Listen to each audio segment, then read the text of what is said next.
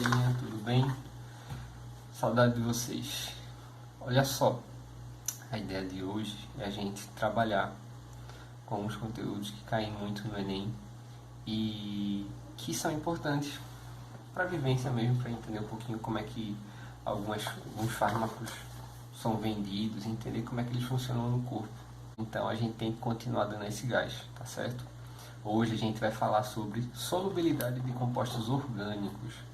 A gente vai tentar falar primeiro, a gente vai começar com ligações químicas para explicar a formação de polos na ligação covalente e na ligação iônica e como isso vai influenciar na polaridade da molécula quando a gente olha isso junto com a geometria molecular. Depois disso tudo, a gente vai olhar casos específicos de separar tamanho de molécula, se tem grupos funcionais que são polarizáveis, e depois entender como é que isso é usado na prática de farmácia, para entender como é que isso é usado para design de fármacos, que eu acho que é coisa bem legal, coisa atual e que pode cair no Enem, tá bom? Vamos lá, galerinha. Galerinha, veja só. Iniciando nossa historinha, a gente vai iniciar lá na regra do octeto, e que a gente tem que relembrar aqui todos os elementos dos grupos representativos, que são dos grupos 1A, 2A, 3A, 4A, 5A, 6A, 7A e 8A, tendem a ficar com 8 elétrons na última camada de valência para que se estabeleça aquela regrinha chamada de octeto. Mas se a gente também expandir essa regra para os metais, a gente também vai ter o mesmo efeito, só que ao invés de ser só 8 elétrons, vão ter que ser 18 elétrons por conta do nível D que a gente está adicionando. Se vocês quiserem ver isso com calma, é só fazer a distribuição eletrônica, que vocês veem que quando você insere o nível D, você vai ter que necessariamente adicionar mais 10 elétrons, tá bom? Vê só, um conceito que vai ser importante é a gente relembrar que esses elementos do grupo 3 até o grupo 7 tem uma tendência a ganhar elétrons, para que eles ganhem configuração eletrônica semelhante à do grupo 8A. E a dos grupos 1A e 2A tendem a perder elétrons, para ficar com configuração eletrônica dos gases nobres que vêm antes deles, tá?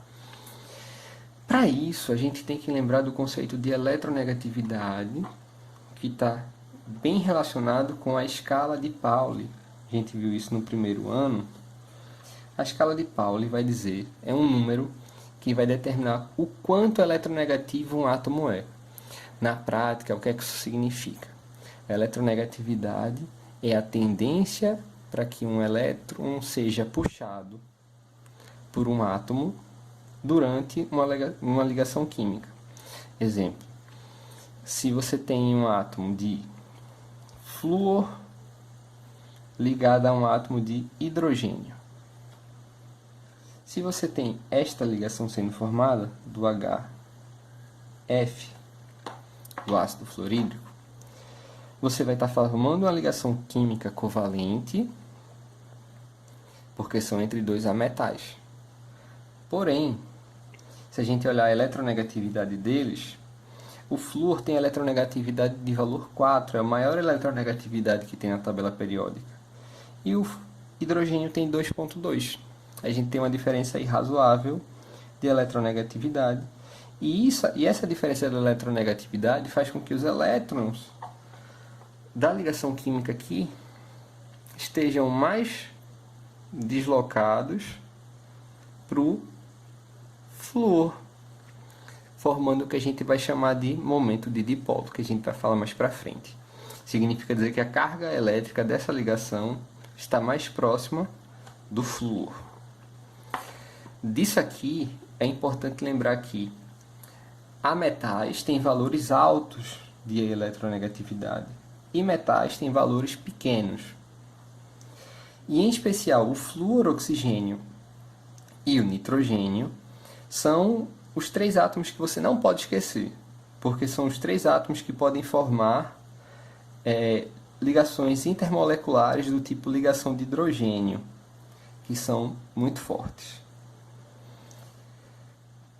Seguindo a ideia, a gente tem aqui a energia de ionização A energia de ionização, que a gente também viu no primeiro ano, está relacionado com a energia necessária que você tem que dar para o átomo para que ele perca um elétron. Aí a gente vai ter primeira energia de ionização, segunda energia de ionização, terceira energia de ionização e assim por diante. E assim, quanto maior for o valor da energia de ionização, significa que é mais difícil tirar aquele elétron. E a gente pode analisar aqui, ó. Se você olha o lítio tem 520 joules, você tem que dar 520 joules para que você consiga tirar um elétron do lítio. Se você for olhar para o carbono, esse valor já aumenta para 1086. O oxigênio é 1314. E quando você vai chegar lá no neônio, todo mundo aqui no mesmo período, você já está em 2081 joules. Então, quanto maior for esse valor, mais difícil é de tirar um elétron do seu átomo. E quando você junta esses dois conceitos de energia de ionização, que é o conceito de tirar elétron do átomo, e o conceito de eletronegatividade, que é o conceito de um átomo atrair elétrons para si, você vai poder agora falar e justificar as ligações covalentes e iônicas. Daí, a gente pode classificar agora dois tipos de ligações. Ligações iônicas, que são aquelas que são entre um cátion metálico e um ânion ametálico. O cátion ametálico necessariamente tem energia de ionização baixa, significa que é fácil arrancar elétrons dele, e ele tem baixa eletronegatividade, significa que ele não consegue atrair um elétron durante uma ligação química. Já o ânion tem alta eletronegatividade e alta energia de ionização. Esse combo de propriedade faz com que o ânion do ametal consiga atrair o elétron para si durante a ligação química. E isso justifica, por exemplo, a ligação do fluoreto de lítio, do flúor ligado ao lítio, ser iônica. Os elétrons estão literalmente com o flúor e o lítio ficou positivamente polarizado, ficou com carga positiva. Pronto, agora a gente pode definir a ligação iônica e a ligação covalente. Na ligação iônica, a gente vai ter o par do cátion metálico e do ânion ametálico, onde o cátion metálico tem baixa energia de ionização e baixa eletronegatividade. Na prática, ele não consegue ficar com um elétron. Já o ânion, ele tem alta energia de ionização, significa que você não consegue tirar o elétron fácil dele, e alta eletronegatividade. Quando ele formar a ligação, ele vai tender a atrair o elétron para perto de si. E se você, por exemplo, analisar o fluoreto de lítio, você tem literalmente o ânion fluoreto F- e o cátion lítio mais 1.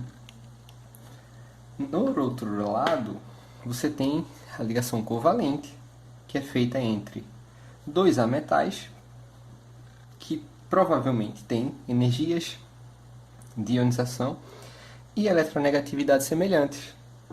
Daí vai aparecer, e você já sabe, lembra do conceito de ligação covalente, onde os elétrons são compartilhados, e isso deriva desse fato, de que você tem energias de ionização semelhantes e eletronegatividade semelhantes.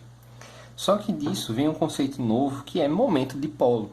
Momento dipolo, a gente já comentou isso em sala, é o resultado da diferença de eletronegatividade e energia de ionização para o par. Por exemplo, você pode comparar o par carbono-cloro.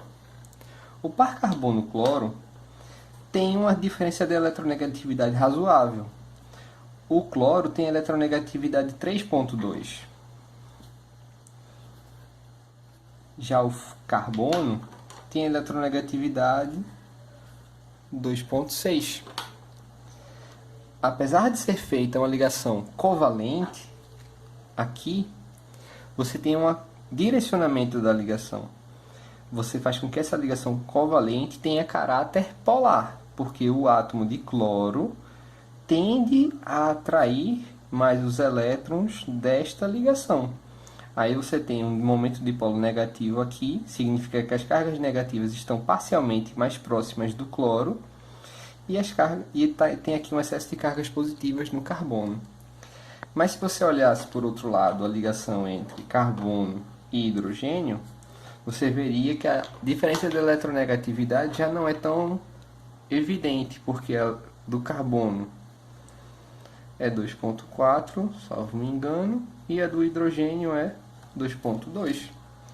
A diferença é muito pequena, apesar de ela existir.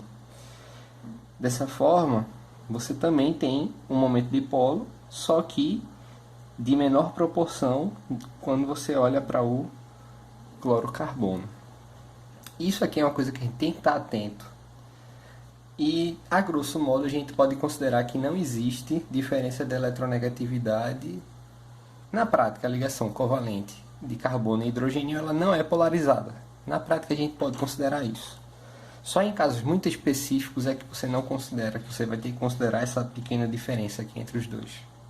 Mas é importante lembrar disso, Fera.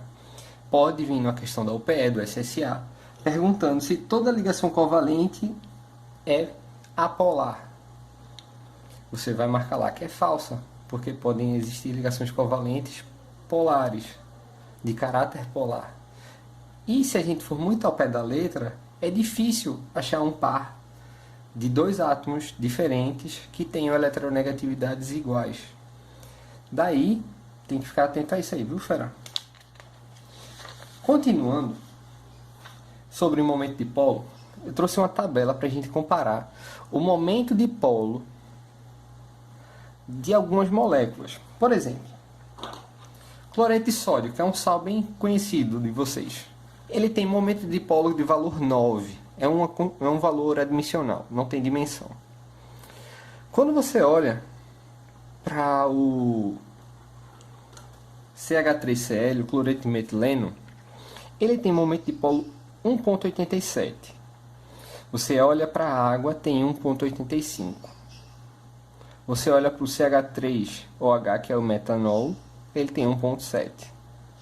Você vai para o lado, para o NH3, tem 1,47. Ainda tem momento dipolo. E a gente vai olhar por que eles têm. Mas quando você olha para o CH4, o momento dipolo é 0. Quando você olha para o CCl4, o momento dipolo é 0. Se você olha para o C6H6, o momento dipolo também é 0. Por que essa diferença de dipolos? Essa diferença está no fato de que essas moléculas têm diferentes geometrias moleculares e diferentes composições. Um dos exemplos aqui que são legais, vamos começar com o da água. Na água, a gente tem um oxigênio com 6 elétrons. Deixa eu corrigir aqui meu desenho. E cada hidrogênio com um elétron. Quando a gente fizer marcar nossas ligações covalentes aqui na nossa estrutura de Lewis, nós veremos que temos 2 pares de elétrons sobrando. 2 pares de elétrons sobrando são literalmente cargas negativas próximas ao oxigênio e cargas positivas próximas aos hidrogênios. O mesmo efeito existe no NH3, na amônia. Você também tem um par de elétrons sobrando. Isso faz com que tenha uma carga negativa próxima do nitrogênio e cargas positivas, cargas negativas no nitrogênio e cargas positivas no hidrogênio. Só que os casos mais interessantes são os casos mais orgânicos mesmo, de fato. Quando a gente olha, por exemplo, o CH4. CH4 tem momento dipolo 0. Se a gente olhar as ligações aqui, a gente tem 4 ligações de geometria do CH4 é tetraédrica. E se a gente olhar, todas as ligações são idênticas. Então, mesmo existindo diferença de eletronegatividade entre carbono e hidrogênio, como eu tenho um composto totalmente simétrico, para qualquer direção que eu olhar, todos os hidrogênios são puxados com a mesma intensidade, Então, essa molécula não tem momento de dipolo, ela não tem carga elétrica sobrando para nenhuma direção.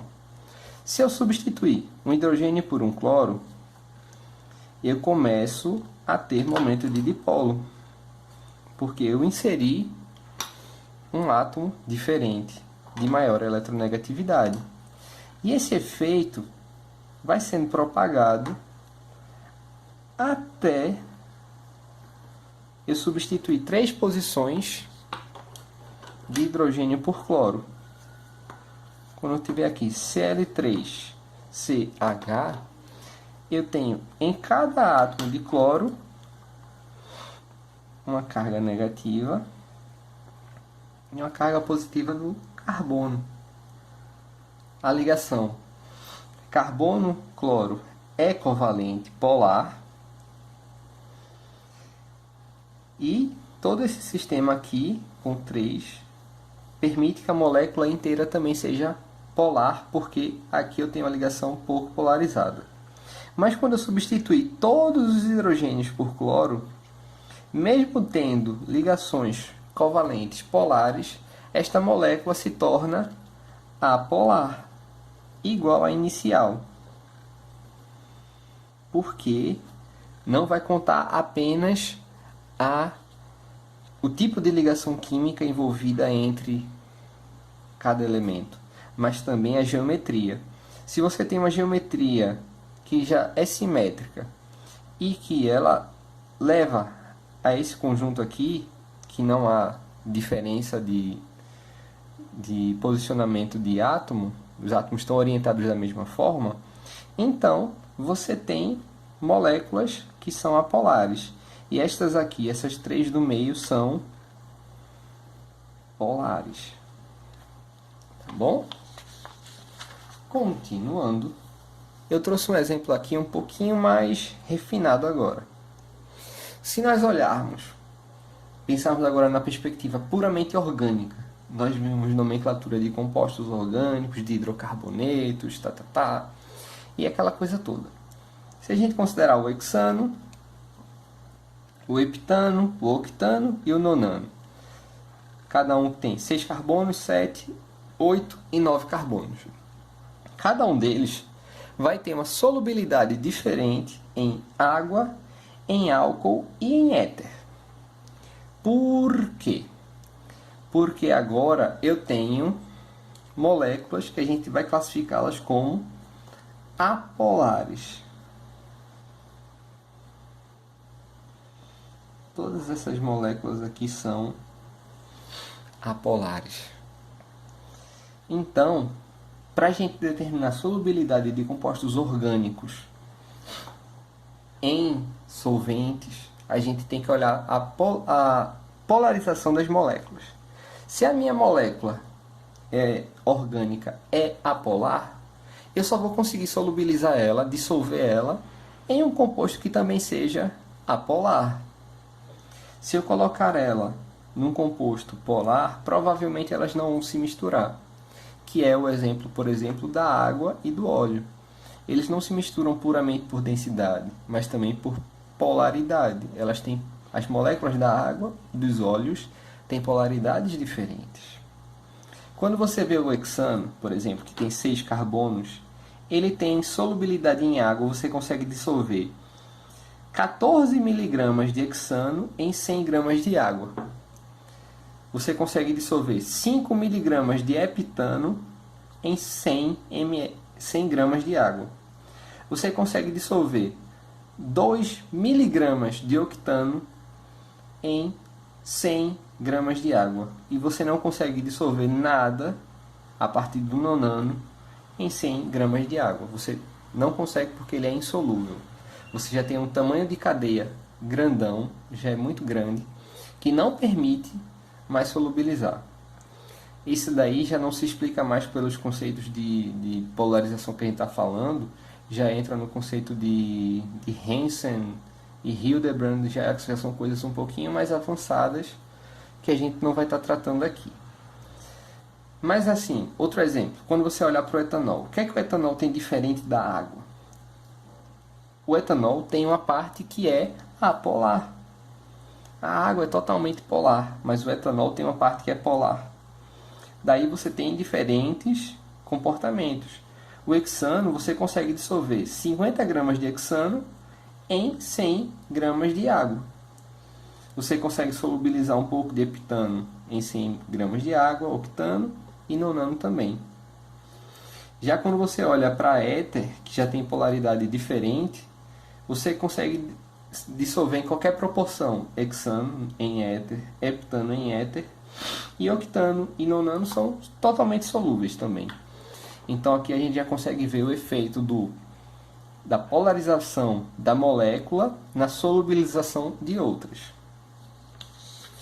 Esses efeitos também ficam mais pronunciados aqui. Se a gente considerar agora álcools com diferentes tamanhos da parte apolar, a gente vai ter diferentes comportamentos para solubilização. Por exemplo, se a gente considerar o metanol, o CH3OH, eu consigo dissolver ele infinitamente em água e só consigo dissolver 3,8 gramas em 100 gramas de hexano. Quando eu olho para o etanol, a partir do etanol que tem um CH2 a mais, eu consigo misturar etanol com água de forma infinita também, em qualquer proporção. E eu consigo também misturar etanol com hexano de forma infinita, em qualquer proporção.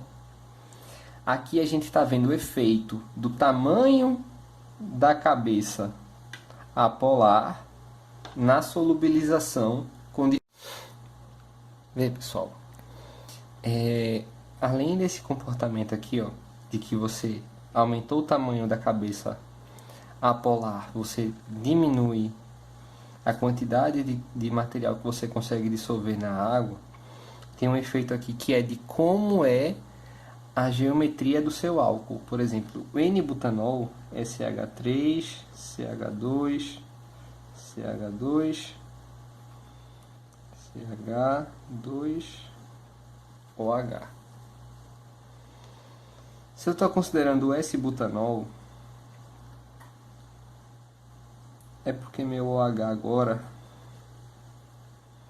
está aqui no meio, certo?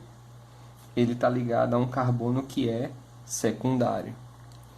E se eu considerar o T-butanol, é porque eu estou tendo meu álcool ligado a um carbono que é terciário. Todos esses três compostos aqui são o que a gente vai chamar de isômeros. Isso aqui são cenas dos próximos capítulos. Esses três isômeros aqui possuem diferentes solubilidades. Dependendo da forma com que você organizou o grupo OH, se você colocou ele na ponta aqui, ele aqui no meio, ou totalmente direcionado, você consegue modular a solubilidade desses materiais, desses compostos. E isso a indústria farmacêutica usa muito bem. Vamos aos exemplos. São exemplos interessantes. Eu quero não errar esse nome, tá certo? A palmarusmicina é um composto natural, que ele é um tipo de naftoquinona que tem alta atividade para tratamento contra câncer. Só que ele tem um alto potencial quando você faz testes em laboratório, tipo com células extraídas, mas quando você coloca ele direto no corpo de um animal ou de uma pessoa, não tem efeito. E isso está relacionado com a solubilidade do composto no corpo.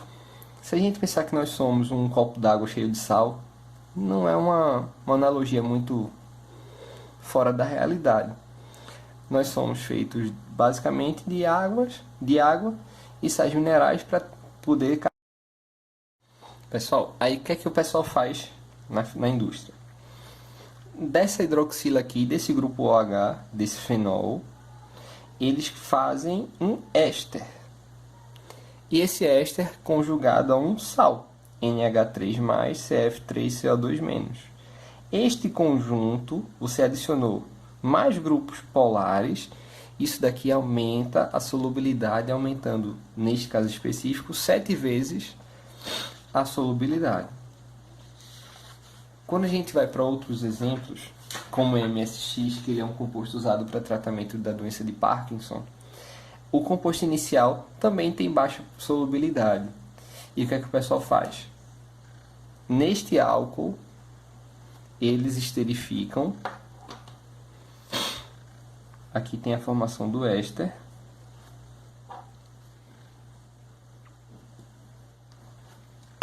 E aqui no outro lado, você também tem o seu sal. E isso faz aumentar também a solubilidade, chegando em 7,3 mg por ml, que para compostos orgânicos e para compostos que são usados em medicina prática, são valores muito altos. Isso daqui é o que a indústria farmacêutica faz. E não é nada muito assim de complicado conceitualmente. Pode ser difícil de fazer na prática, no laboratório, mas conceitualmente não é difícil. Eu estou mandando para vocês esse artigo aqui em anexo. É de um autor brasileiro, mas o artigo é em inglês, mas não vai ser difícil de entender não. Qualquer coisa o Google Translate ajuda. Aqui tem outros casos mais gerais. Por exemplo, você que toma dipirona em casa, nunca se ligou talvez de olhar que o nome da dipirona é dipirona monossódica. Lembra daquela história da mania de gordo? Tudo que você pega na vida você tem que ler. Você tem é vendido dipirona monossódica. Por quê? Porque você consegue aumentar a solubilidade da dipirona, desse carboidrato aqui, colocando tornando um sal. Você sulfina ele aqui e você acaba fazendo um sal. Vocês que tomam brometo de escopolamina para passar algumas dores às vezes, ele também é um sal. Tá aqui, ó.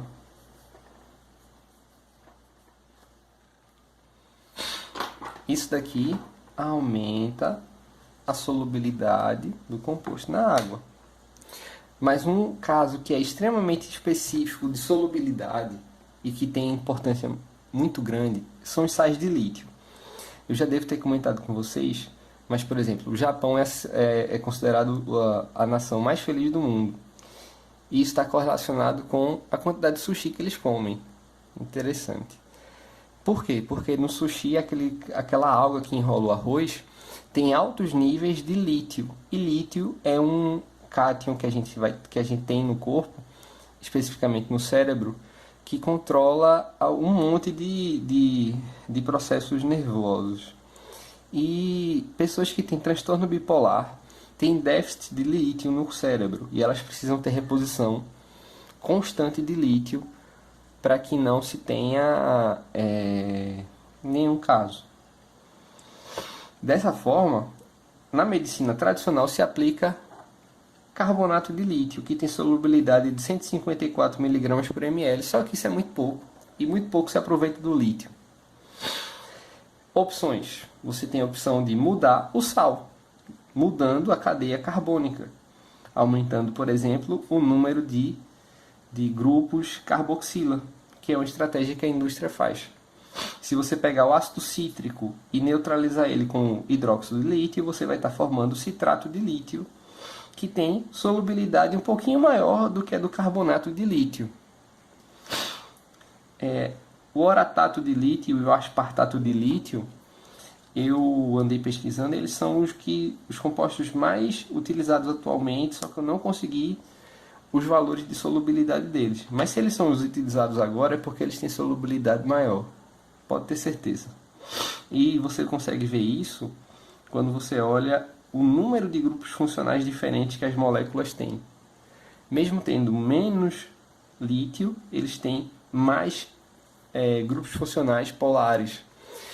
E o que é mais interessante é tornar a molécula inteira mais solúvel, porque isso ajuda na distribuição do lítio no corpo. Isso daqui são casos práticos de como você consegue aplicar solubilidade de compostos orgânicos em medicina, por exemplo. Agora, pessoal, eu queria recapitular com vocês tudo que a gente viu.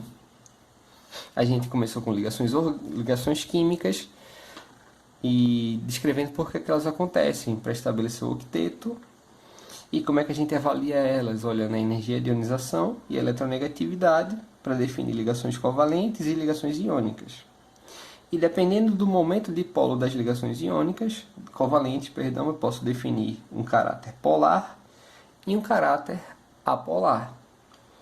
Junto a isso, se a gente olhar também a geometria molecular, a gente pode ter moléculas que são totalmente apolares e substituindo por grupos de alta eletronegatividade, eu posso tornar as moléculas polares e mesmo após substituir todas, quando eu substituo todas as posições por átomos de maior eletronegatividade, eu volto a ter uma molécula apolar.